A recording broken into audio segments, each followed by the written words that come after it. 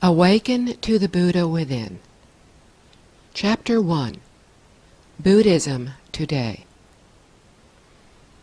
One day, a famous government official, who was also a poet, was passing along a road. He saw an old monk teaching Buddhism. This was hardly unusual, except that the monk was seated on a tree branch. The official asked the elderly monk what he was doing. After all, the monk was in a very precarious position. One wrong move, and he could fall to his death. The monk replied that the official's position was even more precarious. If the monk made a careless move, he alone might be killed. But if the official made a mistake, it could cost the lives of thousands. The official considered this and decided that it was a very good reply. He told the monk that if he could explain the essence of Buddhism in one sentence, then he would become the monk's student. "Easy," said the monk. "The essence of Buddhism is to avoid all that is evil, to embrace all that is good, and to purify one's mind." The official scoffed. "Is that all? Even a child of 3 knows that." The monk replied that while it was true that a child of 3 may realize it, there was no certainty that a man of 80 could practice it. The master in our story was absolutely right. It is one thing to know what we are supposed to do. Doing so is an entirely different matter. But without doing what is good, we will be unable to benefit others or ourselves. We will be unable to help all beings find their way to genuine happiness and secure their liberation from suffering. How do we begin to realize the truth? And then, how do we think and behave when we have done so? We can begin by looking at how Buddhism is viewed and defined today. Many people respect Buddhism for its strong ethical belief system, which focuses on training one's own mind and body rather than on controlling others.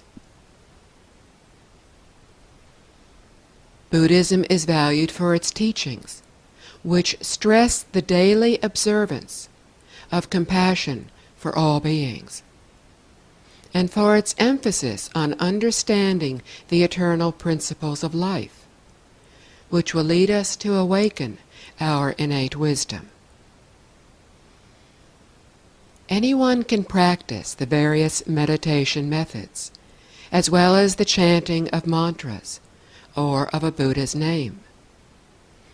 All of these will help to increase one's awareness and concentration, which can help lead one to awakening or simply enable one to attain a calmer and clearer mind.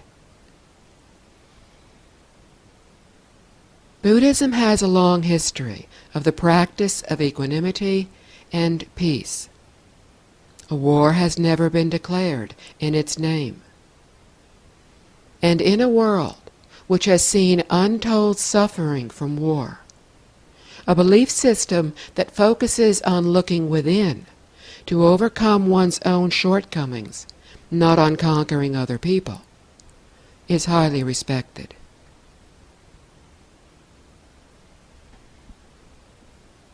Understanding and practicing the teachings will enable us to find the answers to our questions and learn how to lead more meaningful lives. Like all good teachings, what the Buddha taught can benefit all people, Buddhists and non-Buddhists alike. Today, many people regard Buddhism as a religion. Merriam-Webster's Collegiate Dictionary defines religion as the service and worship of God. But Buddhas are not gods. The person whom we know as the Buddha, over many lifetimes uncovered the goodness, compassion, and wisdom that lay within his true nature. He achieved supreme enlightenment, and in doing so became an example of what we too can achieve. We have within each of us our true nature, our Buddha nature, that is waiting to be fully awakened. Once the Buddha was asked if he was a god. The Buddha replied that no, he was not a god. Then was he an angel? No. A spirit? No. Then what was he? The Buddha replied that he was awakened. Since the Buddha, by his own explanation, is not a god, we do not worship him. We respect and are grateful to him for teaching us the way to be liberated from the cycle of birth, death, and rebirth, and to become perfectly enlightened, just as he was. Religion is also considered a belief in a supernatural power or powers, regarded as the creator and ruler of the universe. But the Buddha is neither. The Buddha did not create the universe. Having observed the reality of basic eternal principles, he explained that everything arises from our minds. In effect, the universe is the creation of all our thoughts and behavior, not the creation of any one being. Nor does the Buddha govern the universe. The natural law of causality determines what will happen. Simply put, we reap what we sow. If we plant the seeds for wheat, we will harvest wheat. Likewise, if we plant the seeds for kindness, for example, by caring for others, we will receive kindness in turn. We have already sown the seeds, some good and some bad. Some lie dormant within us, just as others have already matured. We bear the consequences of our thoughts, speech, and actions that we initiated in the past. No other being, no matter how wise or compassionate, can bear the consequences on our behalf. We alone are responsible for our individual lives. Just as our lives today are the direct results of what we did in the past, what we do today will similarly and unequivocally create our future. It is the belief of many religions that heaven and hell are permanent and everlasting. As Buddhists, we believe that while our lives in the heaven and hell realms are eons long and may therefore seem eternal, they are not. We rise and fall through the realms of existence as our good actions help us to rise to better lifetimes, while our bad behavior literally brings us down. We rise again, only to fall yet again. We have done this over and over again, innumerable times. Some lifetimes last just a matter of days.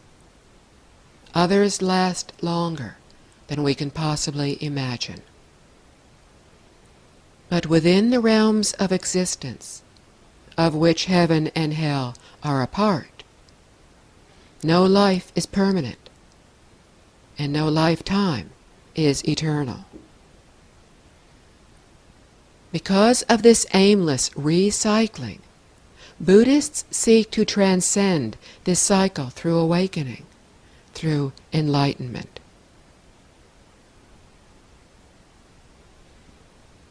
What about the concept of Buddhism as a philosophy? By studying Buddhism in this context, people will likely fail to achieve lasting benefits because they will not practice the teachings. And without practice, no one can achieve enlightenment. Also, philosophy is just one field studied in school, whereas Buddhism actually encompasses and transcends every single field. In regards to time, Buddhism encompasses the past, present, and future. In regards to space, it encompasses everything from our daily lives to the infinite universe. So if Buddhism is neither a religion nor a philosophy, what is it? Buddhism is a way of understanding life and the universe, and of practicing that understanding to end unhappiness. It is a way of life and a state of mind. Buddhism is a teaching, a systematic learning of eternal truths. In the sutras, which are recorded teachings of the Buddha and occasionally of bodhisattvas, we read that he was spoken of as our original teacher. Those who listened to him were called students. When the students asked questions of the Buddha, he would often reply with another question. This was to help the students realize the answer for themselves. If the student did not thoroughly understand, or if they thought that the Buddha's future students would not thoroughly understand, they would seek further clarification by asking more questions.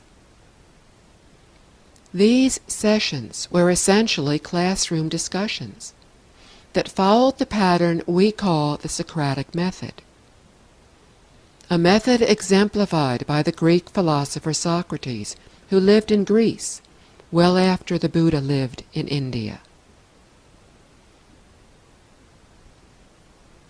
The Buddha did not conduct ceremonies. He simply taught and practiced what he taught. As a teacher, he stepped out of the confines of the time in which he lived through his concept of equality. Instead of adhering to the caste system, he treated untouchables with equality and respect. He accepted women as nuns at a time when women were regarded as another form of property. He was against animal sacrifice and appealed to people to respect and not harm any living creature. These were very progressive views from someone who lived almost 3 millennia ago.